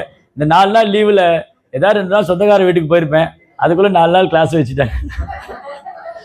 2 நாள் போயிருந்தோம், ஜாலியாக காடி எடுத்துகிட்டு போய் நான் எங்கேயாவது கேஎல் அங்கே இங்கேயும் போயிட்டு வந்திருப்போம், டெசார்ட்டுக்கு போயிருப்போம். எங்களை பிடிச்சி உட்கார வச்சுட்டீங்களே இல்லையா? ஆமாம், அப்படி இல்லையா? ஸோ அதனால நல்லா இருக்கா? தேங்க்யூ. இல்லை ஆக்சுவலி இதுதான் ரியல் ஹாப்பினஸ்னோ. ஏன்னா நமக்கு இங்கே தமிழ்நாட்டில் என்ன நடக்குதுன்னு சொன்னால், இந்தியாவிலும் அப்படி தான். தமிழ்நாட்டில் என்ன பண்ணுவான்னா, இந்த பொங்கல் நாளுக்கு 4 நாள் லீவ் வரும். நம்ம எல்லாம் என்ன பண்ணுவாங்க, பொங்கல் சாப்பிட்டு விளையாடிட்டு இருப்பாங்க. அந்த கிறிஸ்டின் ஜப கூட்டம் போடுவான், 4 நாள் பொங்கல் கூட்டம்னு போடுறான். அவன் ஜப கூட்டம் போட்டு அல்லேலூயான்னு பாடிட்டு இருக்கான், இவன் சினிமா பாட்டு பாடிட்டு இருக்கான். இதான் நடக்குது அங்கே. ஸோ அதனால நம்ம எந்த அளவுக்கு ஆப்பர்ச்சுனிட்டி யூட்டிலைஸ் பண்ணிக்கிறோன்னு. இப்போ பாருங்க, பகவான் எவ்வளோ நேரம் ஆப்பர்ச்சுனிட்டி கொடுத்துருக்காரு பகவானை பற்றி கேட்கறதுக்கு, பாடுறதுக்கு. ஹரிதாஸ் தாகூர் மகிமையா, ஹரிதாஸ் தாகூரை பற்றி மகாபிரபு 10 வாய் கொண்டு வர்ணிக்கிறார். ஹரிதாஸ் தாகூர் சொல்லிட்டு இருக்கோம் இல்லையா? ஹரிதாஸ் தாக்கூரை இந்த மாதிரி நவதீப்பில் அந்த வெஸ்ட் பெங்கால்லாம் சுற்றி அவர் சாண்டிங் பண்ணுவார், பார்க்குறவங்கள என்கரேஜ் பண்ணுவார், சேன் பண்ண சொல்லி எல்லாம் சொல்லுவார். அப்போ ஒரு நாள் என்ன, ரகுநாத் தாஸ் கோசாமி என்ன பண்ணாங்க, அவங்க வீட்டுக்கு ஹரிதாஸ் தாக்கூரை இன்வைட் பண்ணாங்க. அப்போ அங்கே ஒரு பெரிய மீட்டிங் நடந்துட்டு இருந்தது. அந்த மீட்டிங்கில் எல்லா சாதுக்களும் வந்திருக்காங்க, பிராமணாஸ் வந்திருக்காங்க. அங்கே எல்லா பலதரப்பட்ட விஷயங்களை பேசிட்டு இருந்தாங்க. அப்போ நாமாச்சாரியர் அந்த கிருஷ்ணநகருக்கு வந்திருக்காரு கேள்விப்பட்ட உடனே நாமாச்சாரியர் இன்வைட் பண்ணாங்க, எங்கள் வீட்டுக்கு வாங்க, இது மாதிரி சத்சங்கம் நடக்குது, நீங்கள் கொஞ்சம் ஹரிநாமத்தை பற்றி சொல்லுங்க. நீங்கள் நாமாச்சாரியர் இல்லையா, நாமாச்சாரியிட்டிருந்து ஹரிநாமத்தை பற்றி கேட்குறது எவ்வளோ பெரிய பாக்கியம். அப்போ ஹரிதாஸ் தாகூரை கூப்பிட்டு, ரகுநாத் தாஸ் கோசாமி அவங்க ஃபேமிலி எல்லாம் வைஷ்ணவர்கள் தான், அவங்க நீங்கள் கொஞ்சம் பகவானை பற்றி பேசுங்க. அப்போ ஹரிதாஸ் தாகூரை ரொம்ப அழகாக நாமத்தோட மகிமைகளை சொல்கிறார். பகவானுடைய நாமம் எவ்வளோ சக்தி வாய்ந்தது, அவ்வளோ எவ்வளோ தூய்மையானது, நாமம் எப்படி நம்மளை தூய்மைப்படுத்தக்கூடியது, அது எப்படி பகவான் மேலே அன்பு தரக்கூடியது, நாமத்தை பற்றி ஹரிதாஸ் தாகூர் அவ்வளோ அழகாக பேசுகிறார். அப்போ அவர் சொல்கிறார், இந்த சாண்டிங் பண்ணும்போது 3 ஸ்டேஜ் இருக்குது. அப்போ ஹரிதாஸ் தாகூர் சொல்லிக் கொடுக்குறாரு, நாம ஜெபம்போது 3 நிலை இருக்குது. ஒன்று நாம அபராத், ஒன்று நாம பாஷ், இன்னும் சுத்த நாம். நாம அபராதங்கிறது ஒரு நிலை, நாம பாஷாங்கிறது ஒரு நிலை, சுத்த நாமான்னு ஒரு நிலை. நாம அபராதம் என்னன்னா, சாண்டிங் பண்ணிட்டு இருக்கோம், அபராதம் பண்ணிட்டு இருக்கோம். அந்த 10 குற்றம் இருக்கு இல்லையா, பகவானுடைய புனித நாமத்துக்கு எதிரான 10 குற்றங்கள் தவிர்க்கப்படணும். ஆனா சில நேரம் என்ன பண்ணிட்டு இருப்போம்னா, சாண்டிங் பண்ணிட்டு இருப்போம், அபராதம் பண்ணிட்டு இருப்போம். இது நாம அபராத ஸ்டேஜ். இப்போ உதாரணத்துக்கு சாண்ட் பண்ணும்போது அந்த பக்தரே அப்படி இருக்காரு, அவரே இப்படி பார்க்குறாரு, அவரே அப்படி சொன்னாரு, இது வைஷ்ணவ அபராதம். அப்புறம் பகவான் நாமத்தை சொல்லிட்டே இருக்கும்போது, இந்த நாமம் சொன்னா நான் பாவத்திலிருந்து விடுபட்டுருவேன், நிறைய பாவம் பண்ணியிருக்கேன், பாவம் பண்ணிட்டு நாம சொன்னா அதுலேருந்து இதெல்லாம் இந்த 10 குற்றம் இருக்கு இல்லையா, எல்லாருக்கும் தெரியும் இல்லையா அந்த 10 குற்றம். அந்த 10 குற்றங்களையும் ஏதோ ஒன்று செஞ்சுட்டு கூடவே சாண்டிங் பண்ணிட்டு தான் அது நாம அபராத ஸ்டேஜ். நம்பிக்கை இல்லாமல் சொல்லிட்டு இருக்கிறது, நம்பிக்கை இல்லாதவங்க போய் திரும்ப திரும்ப சொல்றது, கவனம் இல்லாமல் சொல்றது, சாஸ்திரங்களை வந்து சாதாரண ஒன்று கற்பனையாடுதுன்னு நினைக்கிறது, குருவை நிந்திக்கிறது, இல்லை குரு ஒரு சாதாரண மனிதனாக நினைக்கிறது, இந்த மகாமந்திரம் கற்பனையானதுன்னு நினைக்கிறது, மகாமந்திரத்துக்கு நாமளா ஒரு விளக்கம் கொடுக்கறது, இதெல்லாம் அபராதம். இதெல்லாம் தவிர்க்கணும். ஆனால் ஒருத்தர் இதை தவிர்க்காம ஜெபம் பண்ணிட்டு இருக்காருன்னு சொன்னால் அது அவ்வளோ சீக்கிரம் அது வேலை செய்யாது. இந்த அபராதம் பண்ணிட்டு சாண்டிங் பண்ணிட்டு இருக்கும்போது அது எப்படின்னா, இந்த சூரியனை வந்து மேகம் மூடின மாதிரி, சூரியன் இருக்கு இல்லையா, சூரியனை வந்து மேகம் மூடிடுச்சுன்னா அந்த முழு சக்தி நமக்கு கிடைக்காது. அந்த மேகம் விலகுனாதான் கிடைக்கும். இப்போ வெளிச்சம் இருக்கும், சூரியனை மூடிட்டா, சூரியனை மேகம் மூடிட்டா வெளிச்சம் இருக்கும், ஆனால் முழு வெளிச்சம் இருக்காது, ஒரு மாதிரி இருட்டு அடிஞ்சிருக்கும். அந்த மேகம் விலகிடுத்தினாதான் அந்த சூரியனுடைய முழு சக்தி நமக்கு கிடைக்கும். அந்த மாதிரி பகவான் நாம சொல்லிட்டு இருக்கும்போது குற்றம் இல்லாம சொன்னாதான் நாமத்துடைய முழு சக்தி நமக்கு கிடைக்கும். ஹரே கிருஷ்ணா மகாமந்திரத்துடைய முழு சக்தி நமக்கு கிடைக்கணும்னு சொன்னா நம்ம அபராதங்களை தவிர்க்கணும். அபராதம் செஞ்சுட்டே சொல்லிட்டு இருந்தா அது பலன் இல்லை, ரொம்ப லேட் ஆகும் பியூரிஃபை ஆகிறதுக்கு. நாம சொல்லிட்டு இருக்கோம், ஆனால் அபராதம் பண்ணிட்டு இருந்தோம்னா அந்த நம்ம தூய்மையில ரொம்ப நாட்கள் ஆகிட்டே இருக்கும். இந்த அபராதங்களை தவிர்க்க வரைக்கும் அது போயிட்டே இருக்கும். அதனால ஹரிதாஸ் என்ன சொன்னாரு, நாம அபராதம் பண்ணக்கூடாது. நாமம் சொல்லிட்டு அபராதம் பண்ணிட்டு இருந்தா அது பலன் இல்லை, அது நமக்கு முழுமையா நாமத்தோடைய பலன் நமக்கு கிடைக்காது. அதுக்கப்புறம் நாமபாஸ் ஸ்டேஜ் என்னன்னா, ஏறக்குறைய நாமத்தை அபராதங்களை தவிர்த்துட்டு சொல்றது. ஒருத்தர் ஜெபம் பண்ணும்போது ரொம்ப கவனமா இருக்காரு, நான் அபராதம் பண்ணாம சொல்லிட்டு இருக்கேனா. அதனாலதான் தினமும் நம்ம காலையில சாண்டிங் பண்றதுக்கு முன்னாடி இந்த 10 குற்றத்தை ஞாபகப்படுத்திக்கணும். எல்லா டெம்பிள் என்ன பண்ணுவோம், சாண்டிங் பண்றதுக்கு முன்னாடி இந்த 10 குற்றத்தை சொல்லி ஞாபகப்படுத்திட்டு, இது 10 குற்றம் செஞ்சுடக்கூடாது, நாம ஜெபம் பண்றவங்க இந்த 10 குற்றம் செய்யக்கூடாதுன்னு தினமும் அதை ஞாபகப்படுத்திட்டே இருக்கும். மனப்பாடம் பண்ணி வச்சிருப்போம், ஆனா பண்ணும்போது மறந்துடுவோம். அதனால தினமும் காலையில் எந்திரிச்ச உடனே சாண்டிங் பண்றதுக்கு முன்னாடி இந்த 10 குற்றத்தை ஞாபகப்படுத்திக்கணும், இதை நான் செய்யக்கூடாதுன்னு. அப்படி ஒருத்தர் இந்த 10 குற்றங்களை தவிர்த்து ஜெபம் பண்றாருன்னு சொன்னா அது நாம அபராதத்தை தவிர்த்த நிலை. நாம அபராதத்தை தவிர்த்துட்டு அவர் நாம பாஷையில் சொன்ன, அப்படி சொன்னாலே ஒருத்தர் கிருஷ்ணர் பிரேமம் கிடைக்கும். யார் ஒருத்தர் குற்றங்களை தவிர்த்துட்டு சாண்டிங் பண்ணிட்டு இருக்காரோ, ஜெபம் பண்றாரோ, அவருக்கே கிருஷ்ண பிரேமம் கிடைக்கும்னு ஹரிதாஸ் தாக்கூர் சொன்னார். அப்ப சுத்த நாமத்தை பத்தி சொல்ல என்ன இருக்கு, சுத்த நாம மீன்ஸ் பியோர் சாண்டிங். சுத்த நாமனா தூய்மையான ஜெபம். அந்த ஜெபத்துல குற்றம் கிடையாது, அதுல எந்த ஒரு உள்நோக்கம் கிடையாது, எந்த ஒரு எதிர்பார்ப்பும் கிடையாது. பகவான் மேல ரொம்ப அன்போட பக்தியோட கவனமா சொல்லிட்டு இருக்கிற ஜெபம், பியோர் சாண்டிங். ஆனா ஹரிதாஸ் தாக்கூர் என்ன சொன்னாரு, ஒருத்தர் சுத்தநாமா ஸ்டேஜில் இல்லை, சுத்தநாமா ஸ்டேஜில் இருக்கிறவங்களுக்கு நாம சொன்னா கண்ணில் கண்ணீர் வரும், உடம்பெல்லாம் நடுங்கும், மயிர் குத்திட்டு இருக்கும். அப்படியே அந்த நாமத்தை அனுபவிக்கலாம், அந்த நாமத்தோடைய பரவசத்தை அனுபவிக்கலாம். ஒரு வேளை நம்ம சுத்த நாம ஸ்டேஜில் இல்லை, நம்மளுடைய சாண்டிங் வந்து 100% பியூர் சாண்டிங்கா இல்லை, அட்லீஸ்ட் நம்ம வந்து இந்த குற்றங்களை தவிர்த்து சொல்லிட்டாலே நாம பாச ஸ்டேஜில் வந்துடும். அப்படி ஒருத்தர் சொன்னாலே அவருக்கு கிருஷ்ணர் மேல பிரேமம் கிடைக்கும்னு சொன்னார். எல்லா பக்தருக்கும் ரொம்ப சந்தோஷம். ஏன்னா எல்லாருமே பியூர் டிவோட்டி நம்ம நினைக்கிறது இல்லையே. என் நம்ம வந்து பியூரா இருக்கும், நான் 100% பியூர் சாண்டிங் பண்றேன்னு சொல்ல முடியாது. அதனால இதை கேட்ட உடனே பக்தர்களுக்கெல்லாம் ரொம்ப சந்தோஷம். அப்பா ஹரிதாஸ் தாக்கூர் சொல்லியிருக்காங்க, என்னுடைய சாண்டிங் வந்து பியூரா இல்லைன்னா கூட நான் குற்றம் இல்லாம சொன்னாலே எனக்கு கிருஷ்ணர் மேல அன்பு கிடைச்சிரும், இதுவே போதுமே நான் பக்தியில முன்னேறதுக்கு. அப்ப நான் வந்து ஃபர்ஸ்ட் ஸ்டேஜ் வந்து நான் அபராதம் இல்லாம சொல்லுவேன். அபராதம் இல்லாம அபராதங்களை தவிர்த்து சொல்லிட்டு வந்தா அது நாமபாச ஸ்டேஜா இருக்கும். அதுல இருந்து அடுத்து நான் சுத்தமாக போயிடுவேன். நாமபாச ஸ்டேஜ்ல கண்டினியூ பண்ணிட்டு இருந்தாலே நம்ம ஸ்லோலி நம்ம சாண்டிங் பியூர் சாண்டிங் ஆயிடும். அபராதங்களை தவிர்த்து குற்றங்களை தவிர்த்து சொல்லிட்டு இருந்தாலே நம்ம நாமஜம் வந்து தூய்மை அடைஞ்சிடும், தூய்மையான நாமத்துக்கு போயிடுவோம். அதனால இது எவ்வளவு பெரிய முக்கியமான விஷயம், எவ்வளவு அழகா ஹரிதாஸ் சொல்லி கொடுத்துருக்காருன்னு பக்தர்கள்லாம் ரொம்ப சந்தோஷம். அதுல ஒரு பிராமணர் இருந்தார், கோபால் சக்கரவர்த்தின்னு. அவருக்கு ஹரிதாஸ் தாக்கூர் மேல பொறாம வந்துடுது. இதன்னு எப்படி சொல்றாரு, அந்த கூட்டத்தில் எழுந்துச்சார், ஹரிதாஸ் நீ என்ன கதை விடுற, நீ என்னவோ நீ வந்து அபராதம் இல்லாம சொன்னாலே பிரேமம் வந்துடும் சொல்றிய, அப்படி நடந்தா என்னை மூக்கு அறுத்துடுறேன்னு சொல்றாரு. அப்படி நடந்துச்சுன்னா நான் மூக்கு அறுத்துக்கிறேன்னு சொல்றாரு. ஹரிதாஸ் தாக்கூர் எல்லா முன்னாடி சபையில நாமாச்சாரியர் ஹரிதாஸ் தாக்கூர் ஒன்று சொன்னாருன்னா அது எப்படி பொய்யாகும், அது எப்படி அவர் கற்பனை பண்ணி சொல்லுவார். ஏன்னா அவர் வந்து நாமாச்சாரியன், மகாபிரபுவால் ஆசீர்வதிக்கப்பட்டவர், அவர் சொன்ன அனைத்து உண்மை சத்தியம், அது எல்லாரும் நம்புறா. இந்த பொறாமக்காரனுக்கு நம்பிக்கை இல்லை, இவனுக்கு நம்பிக்கை இல்லை அதுல. அதனால எந்திரிச்சு சவால் விடுறாரு ஹரிதாஸ் தாக்கூரை, அஃபென்ஸ் பண்றாரு. ஹரிதாஸ் தாக்கூர் என்ன அபராதம் பண்ணாருன்னா, நீ என்ன பெரிய நாமாச்சாரினா, நீ சொன்னா அப்படி நடந்துருமா, அப்படி ஒரு வேலை ஒருத்தர் நாம அபராதம் தவிர்த்து சொல்லி ஒரு பிரேமம் வந்துச்சுன்னா என்ன மூக்கு அறுத்து விடுவேன்னு சொன்னேன். என் மூக்கை நான் அறுத்துக்கிறேன், இல்லாட்டி ஓ மூக்கு நீ அறுத்துருவியான். ஹரிதாஸ் தாக்கூர் ஒண்ணுமே பேசல, அமைதியா அங்கிருந்து போயிட்டார். அடுத்த 7 நாள்ல அந்த கோபால் சக்கரவர்த்தி மூக்கு அறுந்து விழுந்துருச்சு குஷ்டம் வந்து. ஏன்னா ஹரிதாஸ் தாக்கூர் பியூர் டிவோட்டி. அவர் சொன்னா அதை ஏத்துட்டுமே தவிர அவர்கிட்ட ஆர்கியூ பண்றது, அவர் இன்சல்ட் பண்றது எல்லாம் பெரிய அபராதம். அதுவே காமிச்சு கொடுத்துட்டு பகவான் வந்து இந்த அபராதி பண்ணதுக்கான தண்டனை கொடுத்துட்டார். அப்பதான் எல்லாரும் புரிஞ்சுட்டாங்க. இன்னைக்கு அன்னைக்கே அவன் ஹரிதாஸ் தாக்கூரை சேலஞ்ச் பண்ணான். பணிவா வேணா கேட்டுக்கலாம், பிரபு எனக்கு இன்னும் கூட விளக்கமா சொல்லுங்க, இது எப்படின்னு என்னால் புரிஞ்சுக்க முடியல.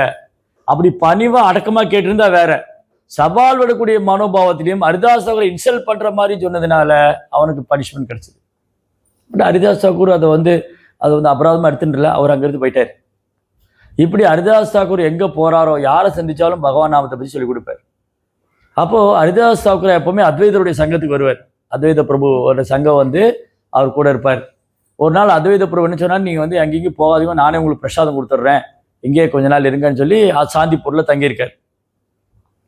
அப்போ வந்து அத்வைதருடைய அப்பாவுக்கு சாத்தா கொடுக்குறாரு. அப்பாவுக்கு சாத்தா கொடுக்கும்போது அந்த நிகழ்ச்சியில எல்லா பிராமணரும் கூப்பிட்டுருக்கார். பிராமணர்களாக வந்திருக்காங்க. அத்வைத பிரபுவும் பிராமண குலத்துல பிறந்தவர். அவர் என்ன பண்ணாரு, அப்பாவுக்கு சாதா கொடுத்துட்டு முதல் பிரசாதம் வந்து ஒரு பெரிய இலை போட்டு ஹரிதாஸ் தாக்கூரை உட்கார வச்சு கொடுக்குறாரு. ஹரிதாஸ் தாக்கூர் சொன்னார், அத்வைத பிரபு, நான் ஒரு பிறப்பால் ஒரு கீழ் குலத்துல சார்ந்தவன், நான் எனக்கு எந்த ஒரு யோகிதையும் இல்லை, நீங்க ரொம்ப பெரிய பிராமணர், உங்களை சுத்தி நிறைய பிராமணர்லாம் இருக்காங்க, அவங்களுக்கு கூப்பிட்டு நீங்க முதல்ல விருந்து கொடுக்காம என்ன உட்கார சாப்பிட வைக்கிறீங்களா, எல்லாம் உங்களை என்ன சொல்லுவாங்க, இந்த அத்வைத பிரபு வந்து சாஸ்திரம் தெரியாதவர், இவர் ஒரு சூதன், ஒரு யவனன், ஒரு கீழ குலத்துல பிறந்தவனை கூப்பிட்டு உட்கார வச்சு பிரசாதம் கொடுக்குறாரு, இது எந்த விதத்துல நியாயம், எல்லாம் உங்களை பரிகாசம் பண்ணுவாங்க, இந்த பிராமண குலத்துல உள்ளவங்க உங்களை பரிகாசம் பண்ணுவாங்க, அதனால எனக்கு அந்த தகுதி கிடையாது. ஹரிதாஸ் தாக்கூர் ரொம்ப பணிவான பக்தர். அவர் சொன்னார், எனக்கு அந்த தகுதி இல்லை, எனக்கு இந்த பிரசாதம் ஏற்றுக்கிற தகுதி இல்லை, அதனால நீங்க முதல்ல பிராமணர் கொடுங்க, எல்லாரும் உங்களை வந்து கிரிட்டிசைஸ் பண்ணுவாங்க, உங்களை எல்லாரும் வந்து அவதூறு பேசுவாங்க. அப்ப இதை சொன்னாரு, ஹரிதாஸ் தாக்கூர், நீங்க வந்து நாமாச்சாரி, நீங்க வந்து ஒரு வைஷ்ணவர், நீங்க பிராமணரோட உயர்ந்தவர், நீங்க எப்பவுமே பகவான் நாம சொல்லிட்டு இருக்கீங்க, பகவானே அடைக்கலம் பண்ணி சரணாகதி பண்ணி பூர்ணமான அடைக்கலம் பண்ணி பக்தி பண்றீங்க, நீங்க தான் முதல் தகுதி உள்ளவர் இந்த பிரசாதம் ஏத்துக்கிறது, இந்த பிரசாதம் ஏத்துக்கிறதுக்கு முதல் தகுதி உங்களுக்கு தான் இருக்கு அப்படின்னு சொல்லிட்டு நான் சரியாக தான் முடிவு பண்ணியிருக்கேன். இவங்கெல்லாம் பிறப்பால பிராமணராக இருக்கலாம், ஆனால் நீங்கள் தான் வந்து பிறப்பால் பிராமணராக இல்லைனாலோ நீங்கள் பகவானை பூர்ணமாக அடைக்கலம் கொண்டு பகவானை நாமத்தை உச்சரிச்சுட்டு இருக்கிறதுனால உங்களுக்கு முழு வைஷ்ணவரான உங்களுக்கு முழு தகுதி இருக்குனர். அப்போ ஒரு வைஷ்ணவர் வந்து பிராமணரை விட உயர்ந்தவங்க. பிராமணர் கூட 3 குணத்துக்குள்ளதான் இருக்காங்க, பிராமணா, சத்திரியா, வைஷ்யா, சூத்ரா. பிராமணர் வந்து சாத்விகமான குணம், சத்திரிய ரஜோகுணம், வைஷ்ய ரஜோகுணம் தமோகுணம் கலந்தது, சூத்ரா வந்து தமோகுணம். ஆனா ஒரு கிருஷ்ண பக்தர் வைஷ்ணவர் முக்குணத்துக்கு அப்பாற்பட்டவர். ஸோ நீங்க வந்து தூய பக்தி தொண்டை பயிற்சி பண்றதுனால நீங்க முக்குணத்துக்கு அப்பாற்பட்டவர். யார் ஒருத்தர் தூய பக்தி தொண்டை பயிற்சி பண்றாங்களோ அவங்க படிப்படியா முக்குணத்துக்கு அப்பாற்பட்டவங்களாகும். நேற்று கூட படிச்சோம், மாமியச்சோ அபியபிச்சாரேன பக்தி யோகேன சேவையே சகுணான் சமதீதைதான் பிரம்ம பூயாய கல்பதி. யார் ஒருத்தர் வந்து தூய பக்தி தொண்டு செய்யறாங்களோ, அபியபிச்சாரேன பக்தி, கலப்படம் இல்லாத பக்தி, அவங்க வந்து முக்குணத்தையும் கடந்து தன்னை உணர்ந்த நிலைக்கு வந்துருவாங்க. முக்குணத்தையும் கடந்து அபியபிச்சாரேன பக்தி. அப்ப ஹரிதாஸ் தாக்கூர் வந்து முக்குணத்துக்கு அப்பாற்பட்டவர், ஒரு தூய வைஷ்ணவர். அத்வைதர் வந்து ஹரிதாஸோட புகழ் பாடுறாரு.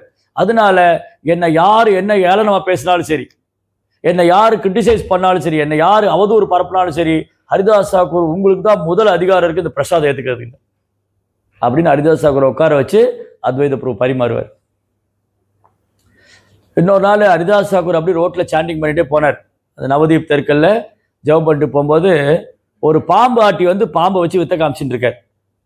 அந்த பாம்பு வந்து வித்த காமிச்சதுக்கு பார்த்த உடனே ஹரிதாஸ் தாக்கூருக்கு ஆதிசேஷன் ஞாபகம் வந்துடும், அனந்தருடைய ஞாபகம் வந்துடும். இந்த பாம்பை பார்த்த உடனே, ஏன்னா நான் முதலே சொன்னேன், தூய பக்தர்களுக்கெல்லாம் பகவான் சம்பந்தமா ஏதாவது பார்த்தா அது பகவான் ஞாபகம் வந்துடும்.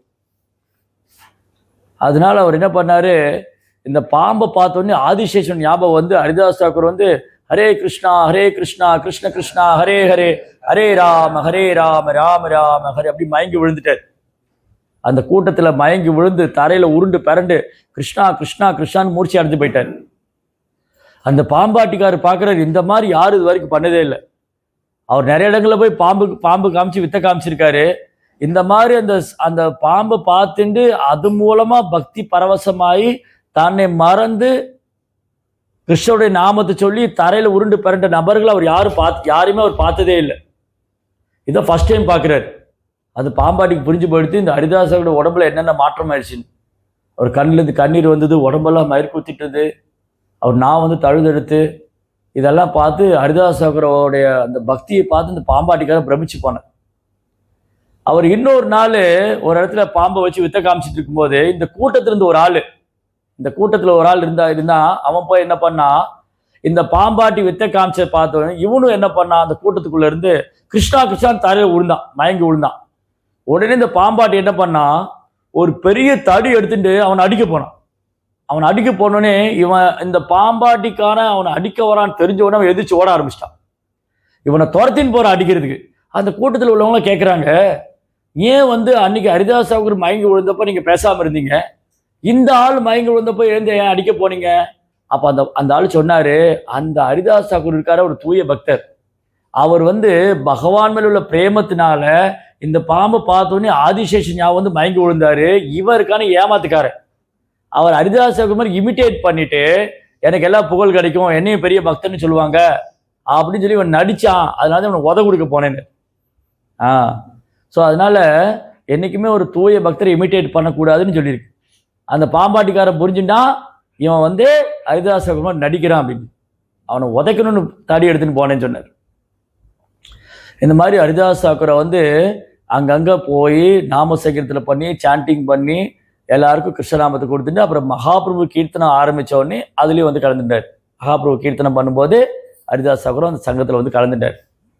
இப்படி சைதன்ய மகாபிரபு நவதீப்ல இருந்தபோது ஹரிதாஸ் தாக்கூர் ரெகுலரா வந்து கலந்துக்குவார். ரைட்? நாமாச்சாரிய ஹரிதாஸ் தாக்கூர் की, श्री गौरंग महाप्रभु की, श्रील प्रभुपाद की.